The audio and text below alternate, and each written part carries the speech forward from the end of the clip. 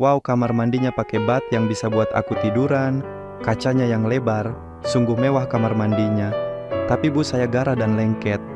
Apa boleh saya mandi dan cara nyalain airnya gimana? Tanyaku. Bu Nila tersenyum. Cantik sekali Bu Nila walaupun sudah berumur. Ardi, kamu kenapa lihatin ibu seperti itu? Kata Bu Nila yang membuat aku malu. Ah, maaf Bu, saya cuma jadi nggak enak. Ibu terlalu baik. Kataku untuk menutupi malu.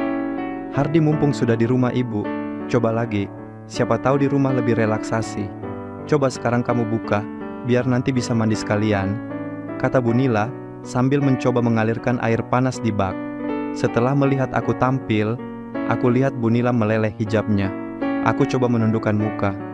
Ardi, kamu boleh lihat ke ibu dan coba kamu rasapin. Ibu tahu ini tidak boleh dan berdosa. Tetapi demi kamu ibu siap menanggung semuanya. Dan satu hal lagi, kesucian ibu. Semenjak ditinggal mati sama suami ibu jaga sampai detik ini. Kata Bu Nila yang sudah menampilkan dirinya. Anugerah yang tadi tertutup rapat, kini sudah terlihat hanya menyisakan pertahanan terakhirnya. Luar biasa anugerah Bu Nil. Gimana Ardi, apa yang kamu rasakan? Kata Bu Nila. Badan saya merinding Bu, melihat ibu yang cantik dan memukau. Kataku malu. Memangnya kamu belum pernah sama perempuan sebelumnya? Tanya Bu Nilam sambil tersenyum. Ibu adalah wanita pertama yang saya lihat dalam keadaan seperti ini, kataku. Bu Nila lalu mendekati. Sekarang lihat lebih dekat dan kamu buang berak ibu ini. Baru kamu bayangkan saja. Keinginan kamu tinggi-tinggi Ardi, siapa tahu bisa membangunkan kamu, kata Bu Nila. Aku sampai menggigil melakukannya. Aksesoris yang putih itu tepat berada di depanku, dan tanganku tadi sempat menyenggolnya. Ibu, keluhku tanpa aku sadari. Kenapa kamu Ardi? Tanya Bu Nila sambil merehmos rambutku. Bu, saya nggak tahan melihatnya. Walaupun itu saya belum bisa aktif, tetapi keinginan saya bikin saya seperti ini, kataku polos. Terus kamu maunya seperti apa? Ayo lakukan saja. Anggap saja saat ini ibu milik kamu, kata Bu Nila. Maaf Bu, bolehkah saya memeyok ibu? Kataku yang sangat penasaran. Seperti apa rasanya? Bolehlah, ayo peyok ibu, kata Bu Nila sambil memeyokku. Aku lihat Bu Nila memejamkan matanya. Aku coba beranikan diri untuk menfitinya. Ardi, kata Bu Nila. Langsung pengalaman pertama dalam hidupku. Sungguh luar biasa rasanya. Dan aku rasakan tangan Bu Nila sudah mencoba merayu. Abu rasanya sampai gak kuat untuk berdiri, kataku. Ya sudah, kita ke tempat pembaringan saja Ardi, kata Bu Nila sambil menggandeng tanganku. Setelah sampai di tempat pembaringan, Bu Nila mengambil posisi treh lentong dirinya yang menghiasi tempat yang kain spraynya berwarna ungu. Aku sempat tertegun melihat Bu Nila seperti itu. Keinginanku benar-benar sudah di ujung kepala. Aku segera mendekati, aku langsung menuju lokasi aksesorisnya. Walaupun ini pertama kali dalam hidupku, tetapi naluri sebagai laki-laki tetap membuat aku semakin berani. Melihat Bu Nila sudah terbawa dengan keinginannya yang sudah bertahun-tahun tidak pernah terwujudkan. Awoh Hamardi, gimana punya kamu sayang? Kata Bu Nila. Masih belum ada perubahan Bu, kataku sambil terus bekerja. Aku berhenti sebentar kulihat, seksama lokasi segitiga emas Bu Nila hiasan banyak, begitu memukau. Ibu, bolehkah saya memberikan perhatian lebih pada punya ibu ini? Kataku, sambilkan benda yang mirip kacang toyin. Bu Nila seperti terkena sengatan listrik. Boleh Ardi, lakukan yang bisa membuat kamu sembuh, jawabnya. Mendengar jawaban Bu Nila, dan sepertinya Bu Nila malah bisa menghayatinya. Terdengar keluhan Bu Nila dan aku lihat tangannya meraih rambutku. Aku semakin semangat untuk melakukannya, sampai pada akhirnya Bu Nila bersuara lilin, dan dirinya bergerak beberapa kali dan selanjutnya nampak lemah dengan nafasnya yang terputus-putus. Setelah aku diizinkan Bu Nila, aku segera mengatur posisi sejajar dengan Bu Nila. Aku kembali. Ardi, boleh gasukan? Punya ibu, tetapi nanti kalau punya kamu bisa aktif, jangan kamu ya sayang, kata Bu Nila kembali. Ayo Ardi, kamu rasapi dan hayati. Sekarang tidak cuma kamu bayangkan, tetapi kamu sudah bisa merasakan, kata Bu Nila sambil membantu dengan caranya. Aku cuma merasakan gelui, karena memang iminku belum bisa aktif. sampai beberapa kali ganti, tapi tetap saja memang belum bisa. Dan di saat Bu Nila sepertinya sudah mau sampai lagu, dan tidak lama kemudian Bu Nila kembali sampai pada akhirnya ambruk. Kita diam sejenak, aku biarkan Bu Nila mengatur nafasnya, masih sambil memelukku dan memengkuang imingku. Ibu yakin punya kamu bisa normal lagi, dan punya kamu ini akan membuat wanita takluk sayang. Tetapi jangan pernah kamu memainkan wanita, kata Bu Nila. Tadinya Bu Nila masih mau membantu aku supaya bisa memuncak, katanya. Tetapi aku menolaknya, karena aku lihat Bu Nila sudah capek dan takut nanti keburu subuh. Setelah Bu Nila pergi, aku masih membayangkan yang barusan terjadi. Begitu sayangnya Bu Nila sama aku. Memikirkan hal itu membuat aku tertidur. Hei, bangun, kamu gila ya tidur tampil begitu, kata Kak Irma mengagetkanku. Maaf Kak, maaf, kataku, langsung mengambil celahnya dan aku gunakan. Aku lihat Kak Irma memalingkan wajahnya ke arah lain. Di saat aku membenahi diri, wajahnya paling gemesin di antara yang lain. Walaupun terlihat galak, nyesel aku disuruh bangunin kamu. Malah lihat begituan, buruan ditunggu ibu buat sarapan, kata Kak Irma. Iya maaf Kak, jangan bilang sama siapa-siapa ya Kak, kataku. Kak Irma segera pergi meninggalkan aku. Baju tidurnya aku lihat, sehingga terlihat kalau saat itu Kak Irma tidak menggunakan. By 2 jam kenapa pikiranku jadi kacau. Aku segera cuci muka, gosok gigi, dan setelah itu ke ruang makan. Pagi Bu, Kak Irma, Kak Reni, dan Binar, kataku menyapa mereka. Pagi Ardi, jawab Bu Nila. Ardi, kamu memang tidur jam berapa semalam, tanya Dina. Aku gak bisa tidur.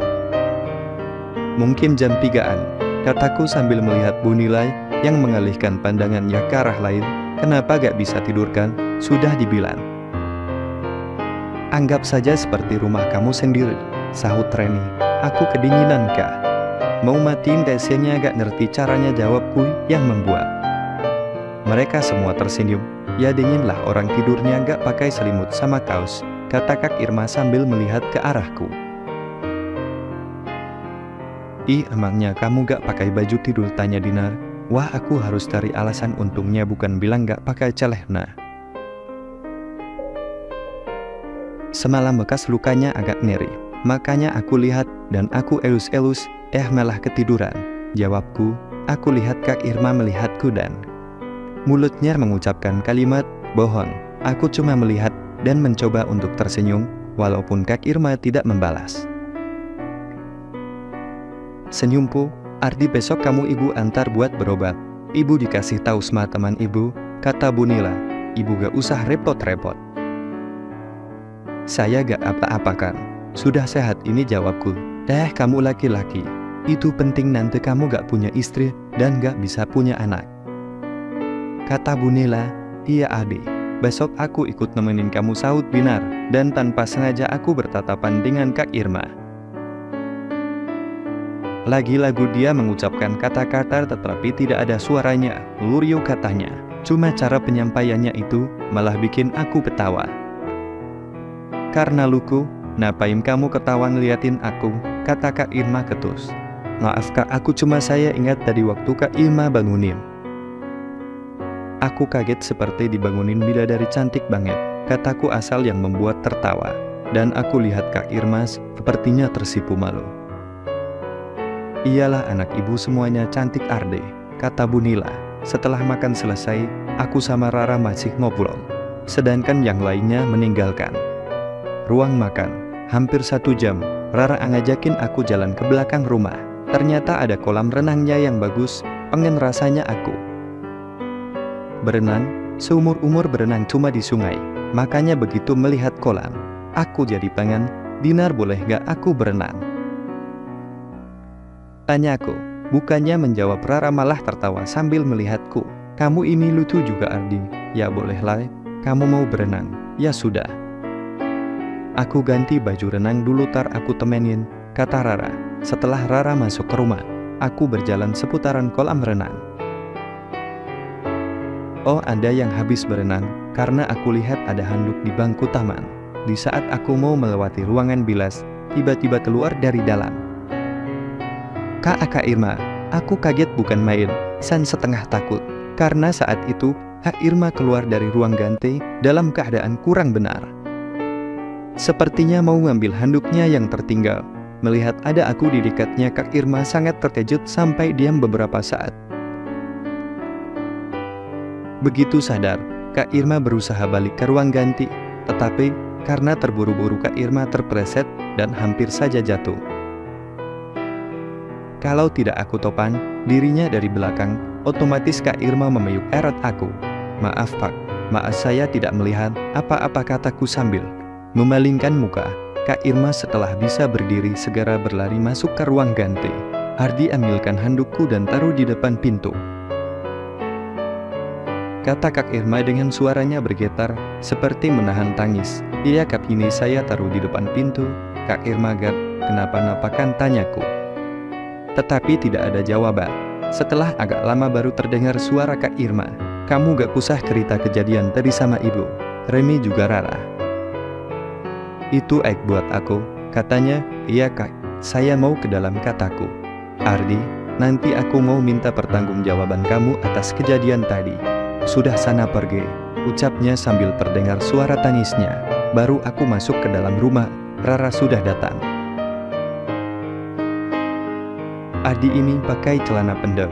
Kata ibu nanti malam kita pergi buat beli pakaian buat kamu. Sana Gi ganti di situ," kata Rara sambil menunjuk ke ruang ganti di mana masih ada Kak Irma. Aku masuk ke dalam karena memang ada ruang ganti, dan di saat itu Kak Irma keluar. Matanya masih terlihat merah habis menangis. Melihat ada aku di situ, Kak Irma menatapku tajam. "Ardi, kamu adalah lelaki pertama yang melihat aku dalam keadaan seperti tadi. Bahkan kamu sudah menyentuh diriku dalam keadaan seperti itu. Walaupun itu bukan salah kamu, tapi aku tetap menuntut supaya kamu tanggung jawab," ucapnya langsung pergi, meninggalkan aku. Aku tidak mengerti maksudnya. Karena memang itu bukan salahku, bahkan aku sudah menolongnya. Cantik, sangat cantik Kak Irma. Kenapa pikiranku malah ke situ? Dan sedikit merasakan imingku ada rasanya. Aku buru-buru melihatnya, ternyata imingku masih loh-yoho. Anehnya perasaan tadi ada nyutang setelah keluar dari ruang bilas. Ternyata Rara sudah masuk ke dalam kolam renang dan sedang berbicara sama Kak Irma. Waduh, jangan sampai Rara tahu. Tapi Kak Irma sendiri yang bilang jangan sampai aku bilang ke siapa-siapa. "Lama amat Ardi, ganti celana saja," kata Rara. Itu kan celana pendek yang aku beli dari Bali," kata Kak Irma. "Oh maaf kalau begitu. Saya copot saja," kataku tanpa sadar. "Ardi, ngaco kamu mau kapot di sini? Sudah pakai saja, lagian sudah gak dipakaikan Kak," kata Rara. "Hen, ya pakai saja, yang penting nanti tanggung jawab sama aku," kata Kak Irma yang membuat aku terkejut. "Tanggung jawab buat nyucinya?" kata Rara sambil tertawa. "Iya, ingat ya Ardi," sambil melihatku tajam. "Ya sudah, aku duluan," katanya sambil berlalu menuju rumah. Aku jadi bingung. Apa yang dimaksud tanggung jawab itu? Bahkan diucapkan berulang-ulang. Apakah aku harus menikahinya, pikirku. "Hei Ardi, malah ngelamun," ucap Rara mengagetkan. "Kenapa lihat Kak Irma gak pakai hijab cantik ya?" imbuhnya. "Pakai atau gak pakai hijab, kalian semua cantik-cantik. Cuma aku takut saja sama Kak Irma." Kelihatan galak jawabku. Kak Irma memang seperti itu, sangat protektif kalau sama cowok. Padahal kalau sudah kenal baik banget. Mungkin kamu cowok yang pertama melihat Kak Irma gak pakai hijab semenjak umur 12 tahun. Dulu waktu ulang tahunnya yang ke-17 dirayain, pacarnya datang, tiba-tiba berantem dan diputusin. "Love, memangnya kenapa di ulang tahunnya lagi?" tanyaku. Kata ibu cowok itu, megang tangannya dan mau dikasih surprise bunga. "Gak sengaja hijabnya ketarik," jawabnya. Wah, keras sekali wataknya, ucapku. "Iya, makanya dia sampai sekarang gak punya pacar." Kak Irma pernah bilang sama aku, kalau kehormatan wanita bukan hanya kegadisannya, tetapi seluruh dirinya. Lelaki yang pertama melihat seluruhnya itulah suamimu, maka pertahankan itu, cerita Rara. Memang itu bagus sekali, tetapi kan Kalau aku melihatnya tidak sengaja, atau termasuk dalam prinsipnya, pikirku dan teringat lagi sama diri Kak Irma, dan aku merasakan ada denyut pada imingku. Ah, perasaanku saja, hebat ya prinsipnya, termasuk kamu dan Kak Ranidon. Tanyaku, iya betul Ardi, ayolah kita berenang, kata Rara. Langsung berenang ke arah seberang, kamu pintar juga berenangnya, kata Rara. Haha, biasa berenang di sungai waktu kecil dulu, jawabku. Aku merasakan nyaman sekali sama Rara, mungkin karena umur kita sepantaran. Jadi cepat sekali akrabnya, bahkan kita bercanda Rara minta digendong sama aku di dalam air. Arti besok aku ikut antar kamu berobat. Semoga bisa cepat sembuh. Kasihan nanti istri kamu, kata Rara yang membuat aku jadi malu. Jujur masalah begini aku malu. Aku gak terlalu memikirkan sebenarnya, kataku. Itu kamu salah Ardi. Dalam rumah tangga itu harus sinkron antara kebutuhan nyata dan batin. Kamu mau nanti istri kamu selingkuh setelah tahu kamu tidak bisa memenuhi kebutuhan pribadinya, kata Rara serius. Hebat juga Rara. Pemikirannya sangat luas. Aku sendiri tidak sampai ke situ mikirnya. Iya Bu Guru, kataku sambil tersenyum. Kamu dikasih tahu serius juga, jawab Rara cemberut.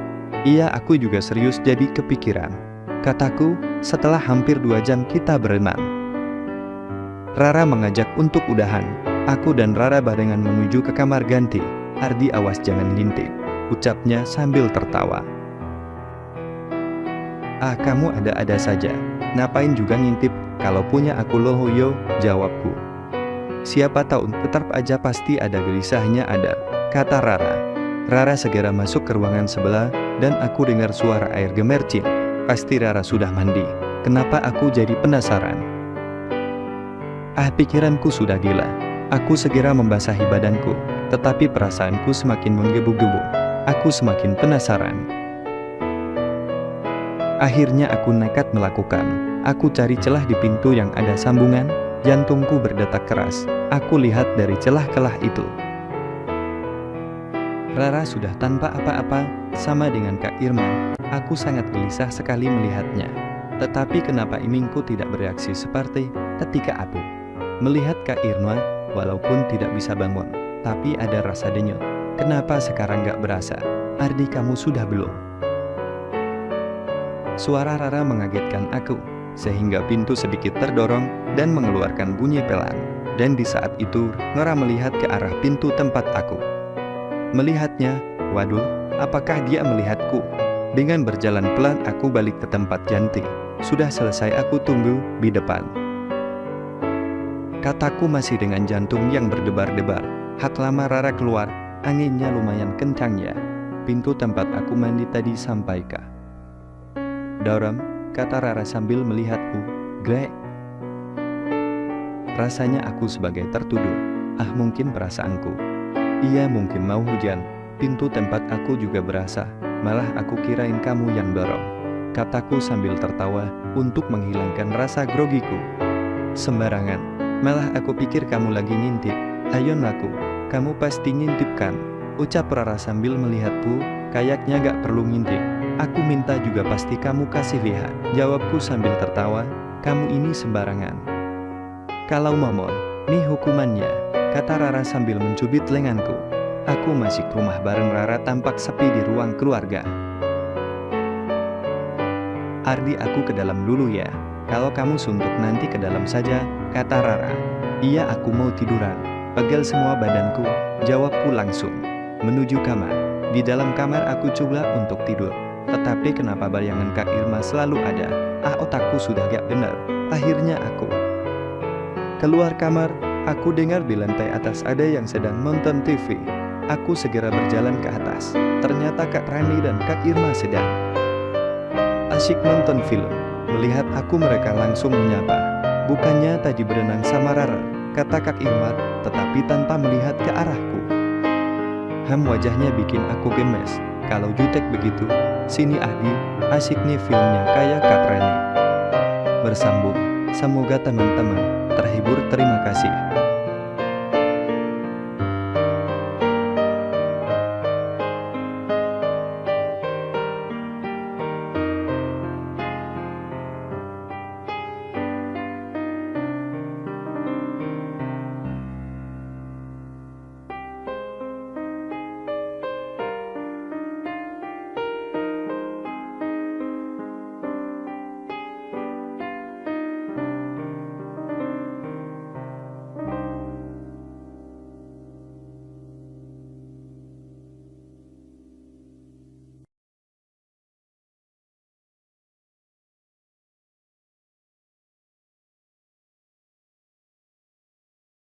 Arde, usiaku sekarang 20 tahun, anak yatim piatu tanpa punya saudara. Aku mencoba mengais rejeki di kota metropolitan, karena memang di kampungku Larang Merapi, aku sudah tidak punya apa-apa berbekal uang dari pakdeku. Berangkat ke kota es, sudah hampir 1 bulan aku jualan minuman dingin dengan menantang kantong plastik aku coba menjajakan.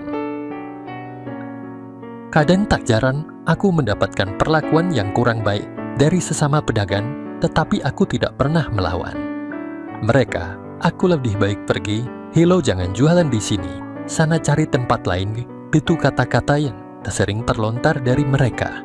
Dikala malam sudah larut di emperan toko, maupun pelataran masjid menjadi tempat aku tidur, aku akan tetap semangat. Walaupun kadang bisa makan, sehari 2 kali, aku sudah bersyukur. Malam itu sekitar jam 7 malam, dan hujan cukup deras. Ku berteduh di area pom bensin, daganganku masih tersisa.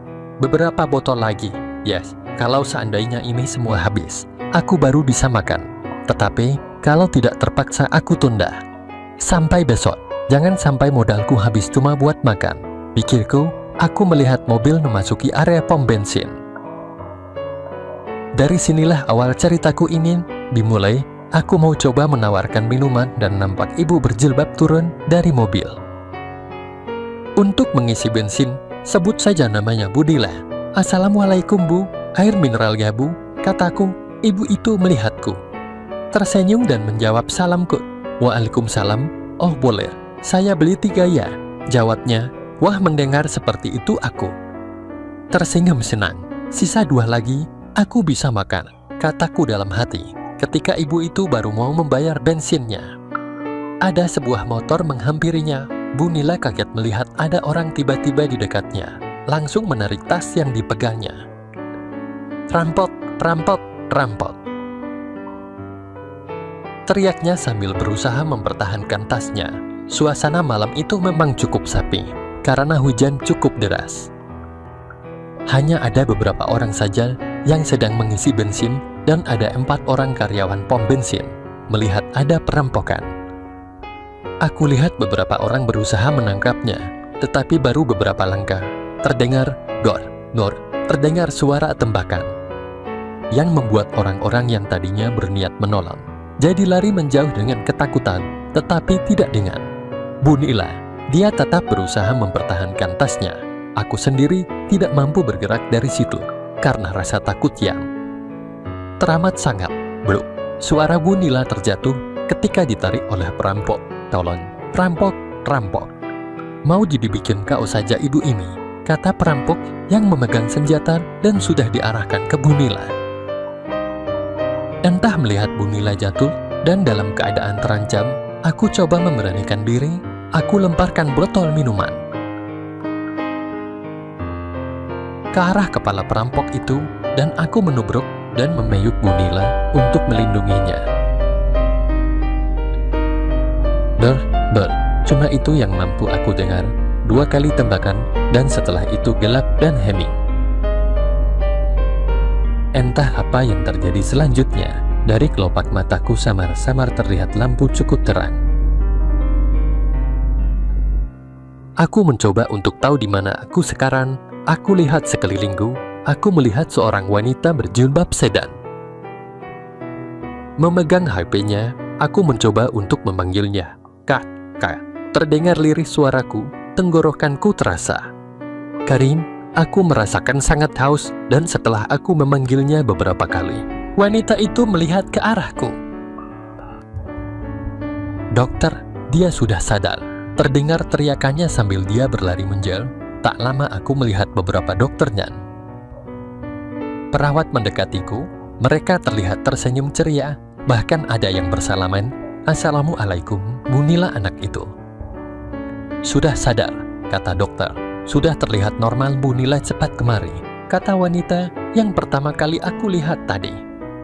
Alhamdulillah, setelah penantian yang lama, pasien sadar kembali, dan sepertinya sekarang sudah normal, kata dokternya. Aku masih bingung dengan apa yang terjadi. Apa yang dimaksud dokter itu? Aku perhatikan dokter melepaskan selang dan beberapa peralatan yang menempel di tubuhku, dan sekarang kedua mataku sudah terbuka dengan sempurna. Setelah beberapa lama dokter dan perawat sudah pergi, "Kak, maaf, apa boleh saya minta minum?" kataku pelan. "Oh Hel, sebentar aku tanyakan dulu ya," kata wanita itu beranjak menanyakan ke perawat jaga. Dan tak lama lagi, sambil tersenyum memberikan aku minum dengan menyuapi pakai sendok. Kamu sudah sadar. Alhamdulillah doaku dikabulkan. Ternyata suara Bu Nila, ya aku masih ingat itu Bu Nila. Yang kemarin dirampok. Iya Bu, memangnya saya sempat gak sadar. Saya cuma ingat saya melemparkan botol minuman ke arah perampok itu, dan maaf saya terpaksa memeluk ibu, buat melindungi ibu, dan setelah itu saya. Kataku, "HNM kamu koma sudah 2 bulan lebih, bahkan kamu fase kritisnya hampir 1 minggu, kata Bu Nila. Dan duduk di sampingku, sambil memegang tanganku. Jadi saya terkena tembakan dan tidak sadar selama 2 bulan. Tanyaku, "Oh iya, nama kamu siapa dan tinggal di mana?" Bu Nila bingung mau hubungin keluarga kamu, takutnya orang tua kamu. Pastinya Rian, kata Bu Nila. "Maaf Bu, nama saya Ardi, saya di kota S, tidak punya tempat tinggal. Temperan tokolah, tempat tidur saya, dan saya sudah yatim piatu juga, tidak punya saudara," kataku sedih bila teringat. "Nasibku dia halal, kasihan sekali kamu Ardi. Maaf bukan maksud ibu, bila bikin kamu sedih." "Oh iya aku Bu Nila, anakku ya. Nungguin kamu ini Rara, terus yang ini Remi, dan ada satu lagi kakaknya Irma," kata Bu Nila. Rara tersenyum padaku. Aku yakin kalau Bu Nila ini pastilah orang kaya dari penampilan mereka dan pakaiannya Bu Nila. Maaf sebelumnya. "Kapan saya bisa keluar dari rumah sakit ini, biar saya bisa kerja jualan buat bayar biayanya?" tanyaku mendengar itu. Bu Nila dan kedua anaknya tersenyum sambil mereka saking melihat satu sama lainnya, dan Bu Nila geleng-geleng kepala. "Kamu anak yang baik dan penuh tanggung jawab Ardi. Kamu hak usah mikir masalah itu, Bu Nila yang akan bayar. Coba kalau gak ada kamu, apakah ibu masih bisa bertemu dengan anak-anak Bu Nila yang cantik ini?" kata Bu Nila. "Ardi, setelah kamu keluar dari rumah sakit ini, kamu balik ke rumah kita saja, kebetulan kita gak punya saudara laki-laki," kata Rara sambil tersenyum. Baru aku mau ngomong yang aku merasa gak kena sama Rara, Bu Nila sudah menyahut omongan.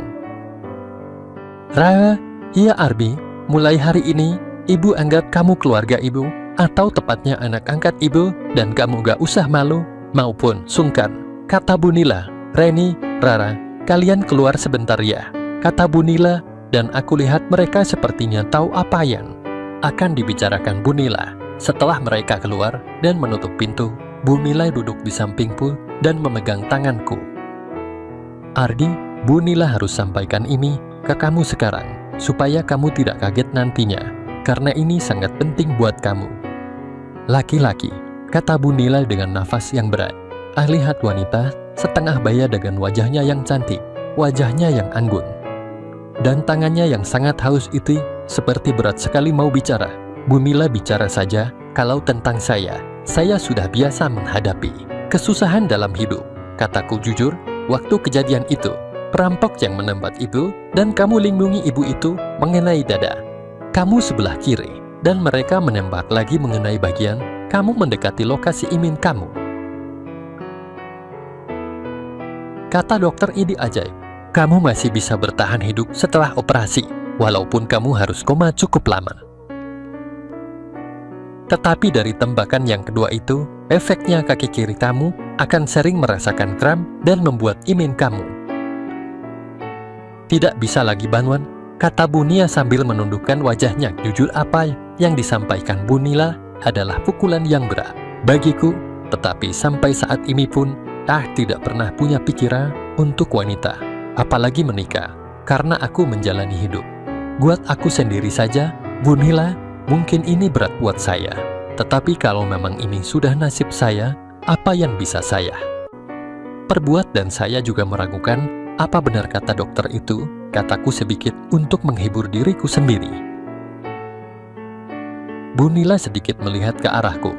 Matanya yang serasa teduh aku rasakan, "Agdi, Bu Nila akan bantu kamu buat pengobatan.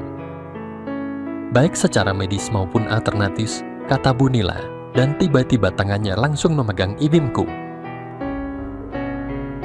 Aku baru sadar kalau aku dalam keadaan kurang benar. Cuma pakai selimut saja, masih Bu pegang punya kamu. Kata Bu Nila, aku tidak merasakan apa-apa. Padahal Bu Nila sudah memegang punyaku. Bu Nila, maaf saya pengen.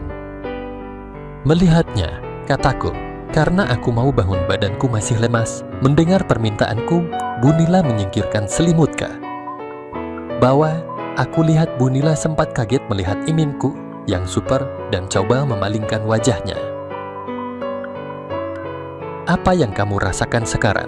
Tanya Bu Nila sambil terlihat merah mas iminku. Saya tidak merasakan apa-apa, Bu. Jawabku. Bu Nila segera menarik tangannya dan menyelimuti aku lagi. Ardi, kamu tak perlu khawatir. Seperti yang ibu katakan tadi, sepulangnya dari rumah sakit nanti kita berobat, kata Bu Nila. Setelah 3 hari aku diizinkan pulang, dan Bu Nila sana Rara yang menjemputku. Aku masih merasakan nyul di bagianku, sedangkan bagian dada sudah sembuh. Cuma ada bekas luka. Operasi, aku duduk di depan sama Rara sedangkan Bu Nila di belakang. Jujur seumur hidupku aku baru kali ini naik mobil mewah. Terasa nyaman sekali. Ardi, terima kasih ya. Kamu sudah selamatkan hidup, kata Rara. Iya, sama-sama. Dari awal melihat Bu Nila, aku sudah melihat kebaikan Bu Nila mau membeli daganganku. Makanya begitu ada kejadian itu, dan aku lihat Bu Nila dalam bahaya. Cuma satu yang aku bisa lakukan, menyelamatkan yang aku bisa. Karena hidup Bu Nila pastinya banyak yang membutuhkan. Sedangkan aku, kataku, dan maafkan saya juga waktu itu langsung memayuk Bu Nila. Maafkan kalau saya tidak sopan, kataku lagi. Rara tertegun mendengarkan jawabanku. Bahkan Bu Nila sempat meneteskan air matanya. Luar biasa kamu, Ardi. Mungkin cuma kamu satu-satunya orang yang masih ada rela mempertaruhkan nyawa kamu demi orang lain yang baru kamu jumpai, kata Rara. Mungkin kalau tidak ada kamu, Ardi, Rara, Remi, dan kakaknya juga banyak anak asuh Bu Nila akan berduka, kata Bu Nila. Itu mungkin sudah kehendaknya Bu Nila. Saya cuma perantara yang kebetulan ada di situ, jawabku. Kamu memang anak yang luar biasa, Ardi. Maka dari itu Bu Nila akan selalu ada buat kamu. Separuhnya nyawa Bu Nika ini adalah milik kamu, kata Bu Nila. Aku sangat terharu mendengar Bu Nila berbicara seperti itu. Mungkin ini sebagai rasa membalas budi kepadaku, tetapi sebenarnya ini terlalu berlebihan. Jalanan yang aku lalui ini menjadi saksi di mana aku dulu pernah berjalan kepanasan dan kehujanan sambil berjualan air mineral. Tetapi sekarang aku sudah naik mobil mewah. Ardi, kamu kok malah bengong? Sudah nanti, kalau sudah di rumah, kamu gak usah malu-malu. Anggap aja rumah sendiri. Kalau perlu apa-apa kasih tahu aku, kata Rara. Iya, Ardi. Di rumah nanti kamulah salah satu lelaki yang ada. Semoga saja bisa membuat suasana lebih ceria, timpal Bu Nila. Hampir 1 jam perjalanan dari rumah sakit, dan di dalam perjalanan, aku merasakan ketulusan Bu Nila dan Rara menerima aku. Semoga juga dengan yang lainnya. Aku sangat kagum begitu mobil memasuki halaman rumah yang luas dan bangunan. YNG sangat bawaan. Ini sudah seperti istana kecil. Sampai aku berdecak kagum. Ardi, sudah sampai, ayo turun. Malah bingung gitu, kata Rara. Dari jauh nampak lelaki tua menghampiri Rara. Assalamualaikum, Wak Rara. Ada yang bisa saya bantu, kata bapak itu. Yang ternyata keamanan di rumah itu. Waalaikumsalam. Ya Pak, gak ada Pak. Ini Ade yang nolong ibu itu Pak, dan sekarang akan tinggal di sini, kata Rara. Dan setelah bersalaman, aku diajak masuk ke rumah sama Rara. Rara nampak tersenyum melihat aku yang beberapa kali berdecak kagum. Di ruang keluarga, terlihat Reni kemarin datang ke rumah sakit, dan satunya pasti yang namanya Kak Irma. Aku perhatikan anaknya Bu Nila cantik-cantik. Wajahnya mirip dengan sang ibu yang kulitnya putih, hidungnya mancung-mancung, dan matanya yang bening dengan alisnya tebal. Gimana Ardi? kalau kamu kan sudah kenal. Sama Ribe, nurse, kalau itu anak ibu yang paling besar Irma. Gimana cantik-cantik kan anak ibu? Kata Bu Nila bangga. Iya Bu Nila. Sudah seperti artis Rohingya, kataku yang bikin mereka semua tertawa. Naco kamu Ardi, kata Rara masih tersenyum. Yah luar biasa mereka. Posturnya yang tinggi walaupun pakaian yang dikenakan menutupi, tetapi posturnya profesional. Cuma dari sorot matanya, cuma Irma yang sepertinya kurang suka akan adanya aku. Senyumnya pun terlihat basa-basi. Setelah ngobrol beberapa saat, Bu Nila, Kak Irma dan Reni masuk ke kamarnya masing-masing. Tinggal aku sama Rara. Albi, kamu santai saja di rumah ini. Kamar kamu nanti sebelah kamar aku, kata Rara. Itu foto ayah kamu, kataku. Sambil menunjuk foto lelaki yang dipajang, yaitu almarhum ayah aku sudah 10 tahun Abi meninggal. Berarti sudah genap 9 tahun baru hari ini ada laki-laki yang bisa masuk ke dalam rumah ini. Jawabnya, oh pantesan. Wajah kalian cantik-cantik, kataku. Ayah memang dari Rusia, kalau ibu dari Jawa Barat. Ardi, ayo aku antar kamu ke kamar. Kamu kan baru sembuh, harus banyak istirahat dulu, kata Rara. Aku mengikuti Rara menuju kamarnya. Benar-benar seperti istana. Ardi, ini kamar kamu. Sekarang kamu istirahat saja, biar cepat sehat. Kalau butuh sesuatu aku di kamar sebelah, kata Rara. Tersenyum dan meninggalkan aku. Seumur hidupku baru kali ini lihat kamar yang besar dan sangat mewah, bahkan ukurannya sendiri lebih besar dibandingkan rumah aku yang di kampung. Bu Nila ternyata sangat kaya, tetapi terlihat bersahaja. Terima kasih Bu Nila atas kebaikan Bu Nila sama aku, kataku dalam hati, dan aku akhirnya tertidur karena masih ada pengaruh obat. Aku merasakan ada yang mengelus-elus dengan lembut, dan satu ciuman di keningku yang membuat aku terbangun. Aku lihat Bu Nila duduk di sampingku. Ardi, ayo bangun. Kamu kan belum makan. Ini ibu bawain. Tadi mau bangunin. Kasihan, sepertinya kamu pulas banget, kata Bu Nila sambil memberikan aku makan. Aku lihat jam dinding, sudah jam 11 malam. Waduh, aku tertidur lama sekali. Aku segera makan. Aku perhatikan Bu Nila masih duduk di bangku. Setelah aku selesai makan, aku ke kamar mandi untuk cuci tangan. Ardi, kamu cuci muka saja, gak usah mandi. Biar ada air hangat nanti kamu masuk angin, kata Bu Nila. Wow, kamar mandinya pakai bak yang bisa buat aku tiduran. Kacanya yang lebar, sungguh mewah kamar mandinya. Tapi Bu Nila, saya gerak dan lengket. Apa boleh saya mandi dan gimana cara nyalain airnya? Tanyaku. Bersambung, jangan lupa subrek dan like. Semoga teman-teman terhibur.